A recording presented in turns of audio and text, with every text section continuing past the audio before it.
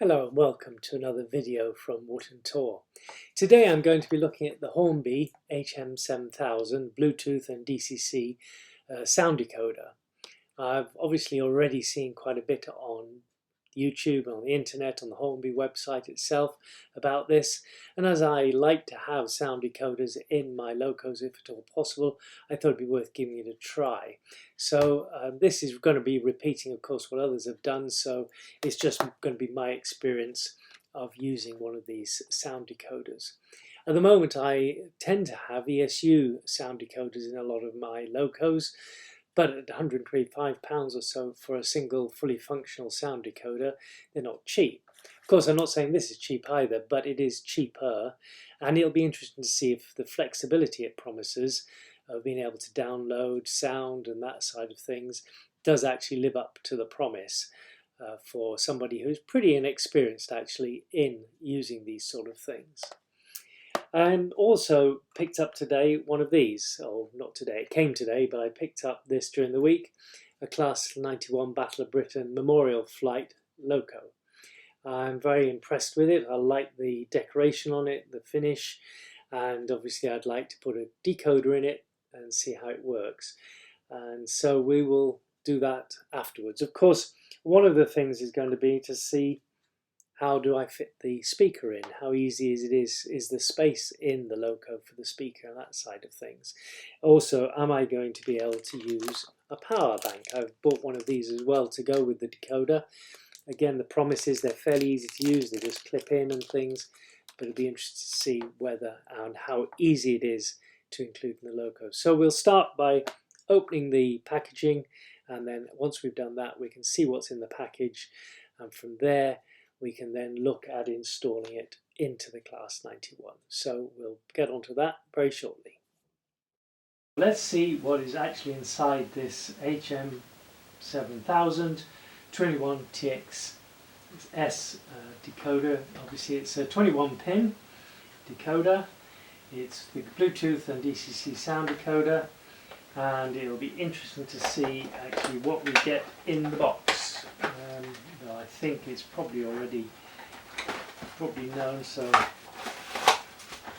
course it's quite a sizable box, seeing that it's just the decoder, and there's the decoder and there's the speaker. So you have the decoder, you have the speaker. Sorry for the interruption, but as you probably saw, I didn't exactly have the camera in a very good position to show the opening of the packaging. And as such, when I was showing things like the decoder and the sound speaker, I was waving them way above where I was filming, so there was really not much to show there. Within the packaging, as I said, there was the decoder itself, a speaker housing for different shapes and sizes, and I'd also purchased the power bank. Both the power bank and the speaker fitted fairly simply to the decoder board itself. They had already existing little sockets and plugs. They all fitted together, and the way they were shaped, it was not possible to get them the wrong way around. I did find it a little bit fiddly, but it worked fine. So I ended up eventually with the decoder with the power bank and the speaker hanging off it.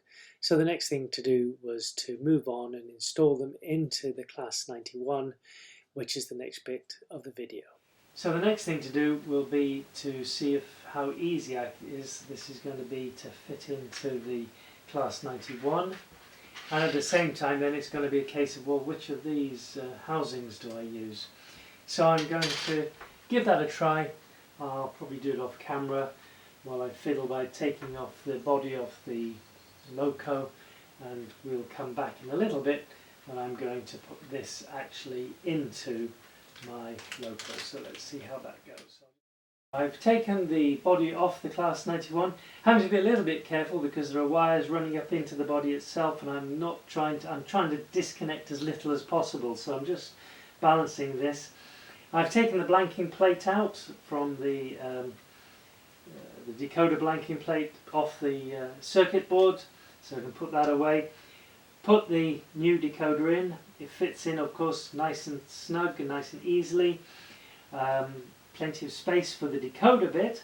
As I said, it's been easy to put the power bank, which is this bit, onto the decoder and the speaker. But now I have the issue is, where do these bits go? Where does the power bank go?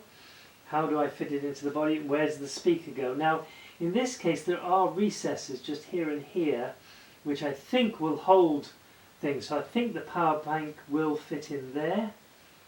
But the issue is that just here and here is where the screws come up to hold the body. So of course I need to be very careful my wires don't get tied up and caught with that.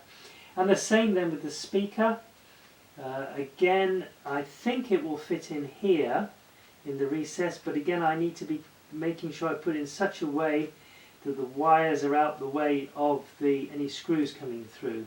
I think it will work. I'm certainly going to give it a try. I probably will end up, I must admit, using a little bit of black tack just to hold the speaker in place and the power bank just a little bit to hold them in place, so while I'm fiddling with the body they don't move. And I'll obviously have to be careful of these wires, but we'll put it all back together again. I think I've got enough room to put things in. I'm a bit concerned the power bank may be a little bit high, so that might be a little bit of a concern, but I hope it won't be. I think the speaker will be fine. It does seem to be lower than that, where the screws are, so that'll be fine. And then we can put it on the test track, see how it works. Now, I have DCC at the moment. I'm not going to be using the Bluetooth.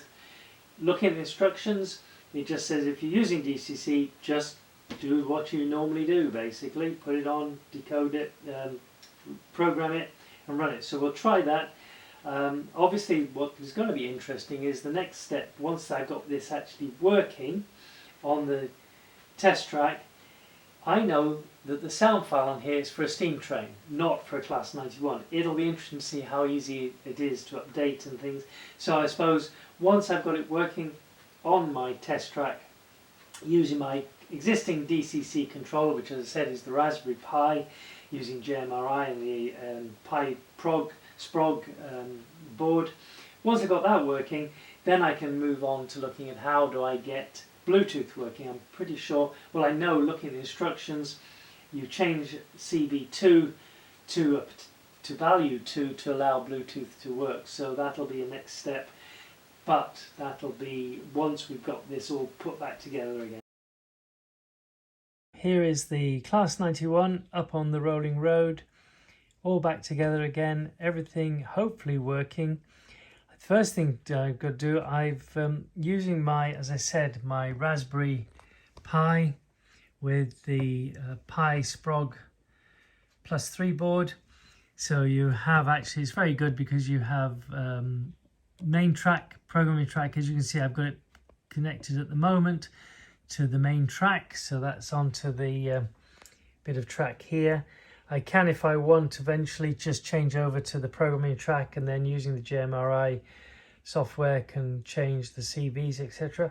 For now, I haven't touched anything on the decoder. Yeah, I've just put it in. It's got the power pack connected, the speaker connected, and it's just sitting there. And I've got a Android phone which I'm using, and I've selected number 3, which is obviously the default address. And so I'm going to just try one or two things out, and then we'll see how we get on. So the first thing to do is on that rolling road, can it start? Does the decoder operate it properly? So let's start by, we've got forward, and there it goes. You probably can't see it, you may be able to hear it, but it's yep, that's all working as I'd expect. So stop it. Now if I reverse it, obviously it does its slow down, and then go the other bit of a hum from the decoder, or the motor, but that's right. There we go, everything working there as I'd expect. Now, what about the lights? Let's switch on. Oh well, there's the red light because I have it in reverse. There's the forward light. Quite nice to see that in the cab there's a driver. Whether he's on the right side or not, I'm not so sure, but I'm not going to worry about that. And I wonder what's happening at the back. Do we have... Yep, there's the red lights at the back, so the light's certainly working. What I haven't done, of course, is determine all the different functions. Now let's try the sound. Oh, well, there we go. Sound's working, but of course, it's a steam train. So there you are, a Class 91 pretending to be steam. Not quite what was expected, but anyway, let's start it going. There we go.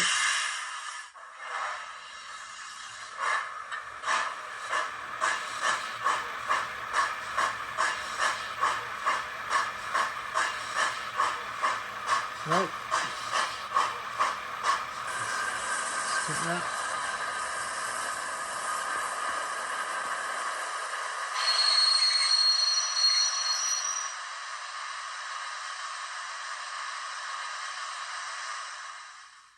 So I've connected the speaker to the decoder, the power bank to the decoder, put the decoder in the locomotive, worked out where the power bank and the speaker fit and put it all together again and tested it out now on DCC. And as I showed just before, it's all working fine on DCC. I can control it, it moves forward or backwards, the lights come on and off, sound comes on and off, of course the wrong sound, but that's next step is to see what we can do. So the next thing to do is to see what I can do with the app. So I've downloaded the app to my iPhone and I've got it here, and if I open it, and the first thing you have to do is log in to your Hornby account, which I will do and be back in a second. And so after signing in for the first time in this case, I've got no linked devices. So if I click on link device, there's power to the track, the loco sitting on the track. So I'll start the scan, and it very quickly in fact finds the decoder, the HM7000, and that's partly because I have to admit I've tried this once or twice before. Then once you've got it, you can select it and it links the device. It does take a little bit longer than one might imagine, but there we are. It's sort of it's one of these things.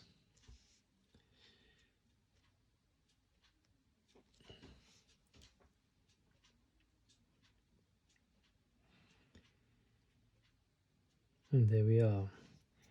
So it says the locomotive profile is detected. Would you like to fetch and import the latest locomotive profile function map? So I'll say yes to that. And so it's done that.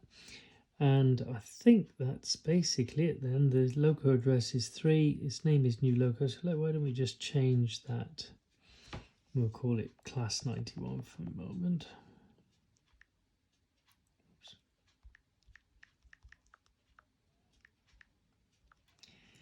Class 91. As you can see, it's controlled at the moment via Bluetooth. So actually, if I try and use DCC, it won't work.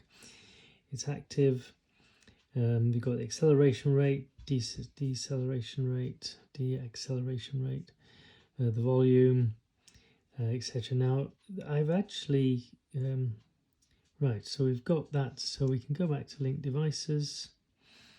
Okay, we go back to settings. And now you see in our engine shed, we have one device, which is that one, which is active. If I click on it, that takes us back to there. Now, if I go back to the, say, manage device, again, I can click on it. Here's all the information about the device. Now, you'll notice here, it says browse profiles. If I click on that, it loads all the different profiles that are available at the moment. And now at the moment, as I said, it's got this default in. These are these are the profiles that are actually available to download. And as you'll see, there is no class 91 at this stage, which is a shame. So, but anyway, I'm sort of playing, so let's see how easy it is. Let's go, there's a diesel electric, class 73. It's nothing like a class 73, but never mind, if I click on that. Right, and if I install locomotive profile, it's now updating the PROM, the APROM, with that new profile. Now, one of the things you'll notice, it does it in two steps. There's the APROM and the SPROM, and the first one is quite quick, but the second one, when you're updating the SPROM, which I'm not sure what the SPROM exactly is, or what the APROM exactly is, what the difference is, but this actually upload can take, or update can take anything up to 25 minutes. And there we are, its estimated time is going to be 23 minutes 4 seconds. So we're going to have to leave that running.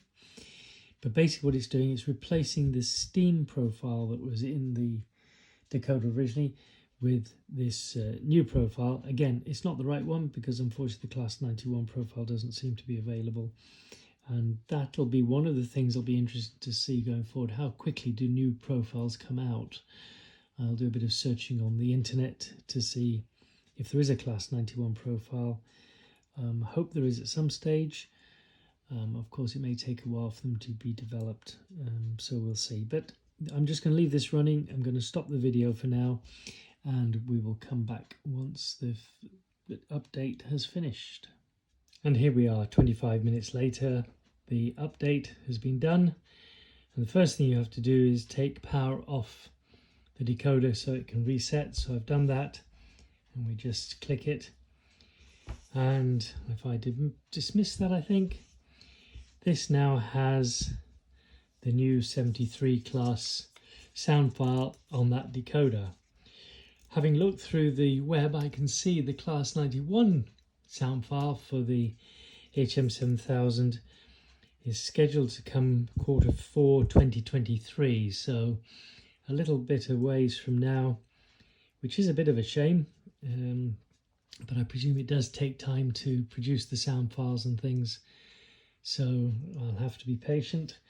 But I must admit it's been very easy to update the sound. It's a bit long-winded, I said 10-25 minutes to update, but there we are. And I think that is basically it. If I then go back to the device, back again, back to settings. Now at the moment I don't have a linked device, so I'm not controlling anything. So if I click on link device, no, I don't want to do that. I want to go back to actually engine shed, because and then that's active, and that is the device I'm current now. I'm not sure what happens if I click import. Okay, no. So I'm just trying to work out now, how do I actually, oh, well, if I presume if I press here, maybe that's the throttle. There's the link device, the class 91. And let's try hitting, shall we say, engine start, see what happens. Nothing. That might be because I haven't got power to the track.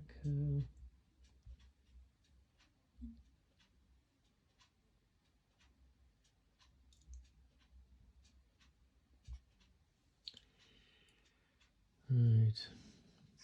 Yeah, there we go. Don't know if you can hear that, but if I just pick up the thing and you can see the sound now is different to what we had before. No longer steam. It's diesel electric. Okay.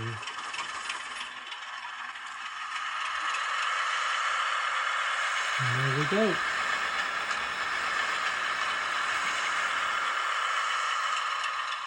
If I go back to my settings on the app, I can switch the sound off. And there it goes. And there's the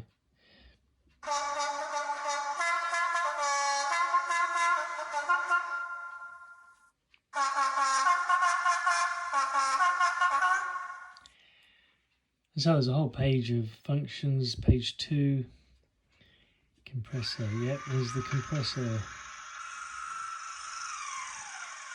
Station sounds.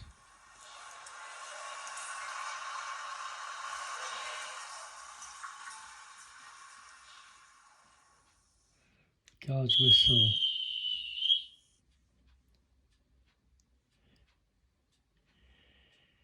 And then there's things like auxiliary lighting and all this, so I suppose it'll depend on the model what and what does not work. But there we are, that's updating the sound and controlling the loco all from there. Works very nicely. I have to say the update of the sound file took longer than I thought. Also, what I haven't worked out is what happens if you've got 2 locos or 3 locos that you want to control with this, but that's what we'll see later. So there we are. I'm made my first steps into using the HM7000. I have to say, so far, I am very pleased with the way this has worked. The Hornby HM7000, the Bluetooth and DCC sound decoder. It was straightforward to install, as you'd expect with a decoder, just put in place. As I said before, it was easier to attach the speaker and the power bank to the decoder, and they seem to be working fine. When I put the decoder and ran it from my DCC controller, everything worked as I'd expect. I was able to control the lights forward, backwards, and there was sound. I said sound was wrong. Downloading the app onto my iPhone was straightforward. Linking to the device, to the decoder, seemed to go quite well. Obviously, the app allows me to switch the loco between Bluetooth control and DCC control, which is quite nice. And so we'll see how that goes. I haven't tried programming in the CV values. I haven't changed the address. I haven't done anything like that yet. That'll be the next steps. But so far, I would say thumbs up to Hornby. I think they produced a good decoder here, easy to use. I think this is a good step forward, and I will be looking to use more of these Hornby decoders, especially given that they are quite a bit cheaper than, say, the ESU ones and things like that. Of course, whether time will tell whether the price goes up, and time will tell whether ESU comes down, or time will tell if somebody else brings out a Bluetooth version of these decoders. But so far, so good. So thumbs up to Hornby. Yes, I know they do get a lot of critical press at times, but I've been pleased with this, and I've also been very pleased with the loco, the Class 91 Memorial Flight. Battle of Britain Memorial Flight. Again, a good quality product, which I'm very pleased with. So I think that's it for now. Thank you for watching. And as I said, well done, Hornby. I like this decoder. Good job.